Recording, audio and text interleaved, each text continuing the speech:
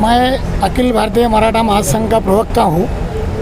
हमारा एक दिन का अनशन है यहाँ दिल्ली में। हमको आरक्षण चाहिए, मराठा समाज को आरक्षण चाहिए। और वो महाराष्ट्र में और इंडिया में भी कहाँ भी 50% से बाहर जा नहीं सकता आरक्षण। इसलिए अभी हमारी मांग रुकी है और वो केंद्र सरकार कर सकती है, क्योंकि बीच में 2004 में एक नचप्पन आयोग समिति बनी थी पार्लियामेंट की। तो उसमें एक तय हुआ था कि जो आरक्षण की जो मर्यादा है, जो लिमिट है, वो ख़त्म होना चाहिए। वो नचप्पन समिति का सिफारिशें समझो लागू की तो ये मामला ख़त्म होता है। और देश में जैसे महाराष्ट्र में मराठा है, ऐसे बहुत सी राज्यों में जितने भी समाज ये आरक्षण से वंचित है, उसको सभी को आरक्षण मिलेगा। यही हमारी प्रमुख मांग है। सर बताइए आप। अभी ये एक दिन का लाक्षणिक कुपोषण है। 1981 से मराठा समाज को आरक्षण मिलना चाहिए। 58 आंदोलन हुए बड़े बड़े। दुख की बात यह है कि मराठा समाज राज्यकर्ता समाज, जैसा पंजाब में पंजाब, गुजरात अपने हरियाणा में जाट समाज, गुजरात में पटेल समाज, ऐसा मराठा समाज ये महाराष्ट्र का राज्यकर्ता था। एक एक गांव में एक एक कुटुंब के पास 1000 500 1.5 हज़ार जमींदार थे। केंद्र सरकार ने सीलिंग कायदा लाया और मराठा जो संस्थानिक जो थे गांव के, वो नष्ट हो गए। उनके घर को दारिद्र्य रेशे का कार्ड आ गया। ये गरीब जो मराठा समाज है उनको आरक्षण मिलना चाहिए। नियम ऐसा है कि 50 के ऊपर आरक्षण नहीं दे सकते, लेकिन उसमें दुरुस्ती करके मराठा समाज को आरक्षण देना चाहिए। यह हमारी डिमांड है। मराठा आरक्षण के लिए महाराष्ट्र से आज मराठे दिल्ली में आए हुए हैं।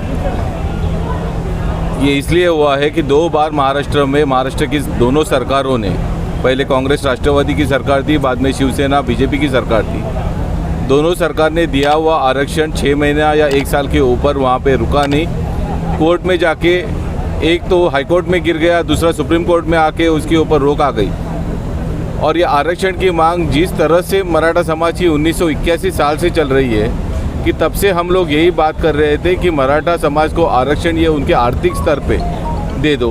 हम लोग ने कहीं भी राजकीय आरक्षण नहीं मांगा है। हम लोग ने ये कहा है कि राजकीय हम लोग बहुत ताकतवर है। महाराष्ट्र में हमारे 10-12 मुख्यमंत्री हो चुके हैं, हजारों मंत्री हो चुके हैं, 10,000 के ऊपर आमदार अभी तक हो चुके होंगे।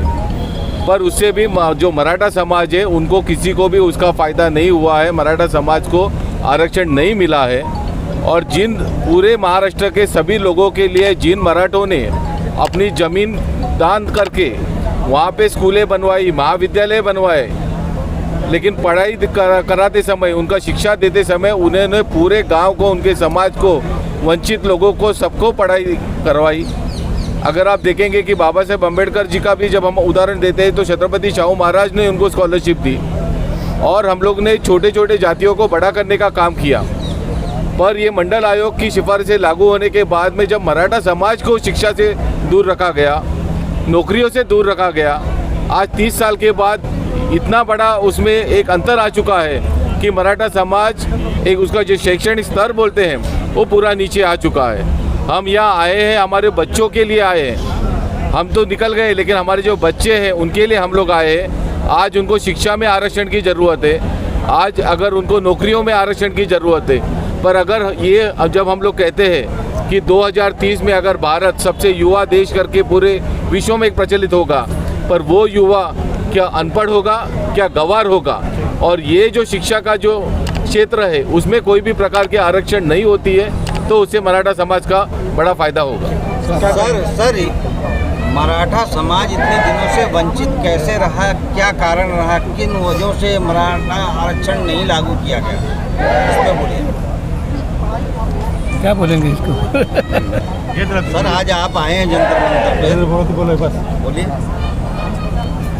मराठा समाज वंचित रहने का ये वजह है हमारे नेता, हमारे समाज के नेता मंडल अहवाल जब आया, जो वीपी सिंह साहब थे, तो हमारे मराठा महासंघ का एक शिष्टमंडल उनको मिलने आया। उन्होंने कहा कि महाराष्ट्र विधानसभा में एक ठराव पारित करके लाओ, हम आपका समावेश मंडल अहवाल में कर सकते हैं। लेकिन उस समय वहाँ के हमारे मुख्यमंत्री थे शरद पवार जी, उन्होंने उसके ऊपर ध्यान नहीं दिया, इसलिए आज तक हम इस सुविधा से वंचित रहे।